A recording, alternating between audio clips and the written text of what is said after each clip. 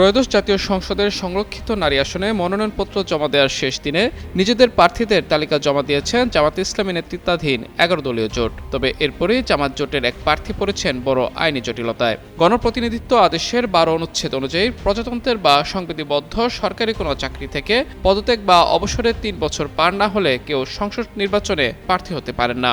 বাংলাদেশের প্রথম 5D AI inverter যুক্ত সর্বোচ্চ বিদ্যুৎ সাশ্রয়ী যমুনা এয়ার কন্ডিশনার। এই নিয়ম সংরক্ষিত নারী আসনের ক্ষেত্রেও প্রযোজ্য বলে জানিয়েছে নির্বাচন কমিশন। জানা গেছে, সরকারি চাকরি থেকে পদত্যাগের ৩ বছর পূর্ণ না হতেই মনোনয়নপত্র জমা দিয়েছেন জামাত নেতৃত্বাধীন জোটের প্রার্থী ও এনসিপি নেত্রী মনিরা শারমিন। তিনি আগে রাষ্ট্রায়ত্ত কৃষি ব্যাংকে চাকরি করতেন। এনসিপির যুগ্ম আহ্বায়ক গেল বছর ডিসেম্বরে চাকরি থেকে পদত্যাগ করেছেন। আইন বলছে, চাকরি ছাড়া ৩৬ মাসের ভেতর তিনি জনপ্রতিনিধি হতে পারবেন না, যার ফলে জোটের জন্য নির্ধারিত ১৩টি আসনের একটি হাতছাড়া হয়ে যেতে পারে জামায়াতের। এই আসনটি হাতছাড়া হয়ে গেলে সবার জন্য উন্মুক্ত হয়ে যাবে বলে জানা গেছে।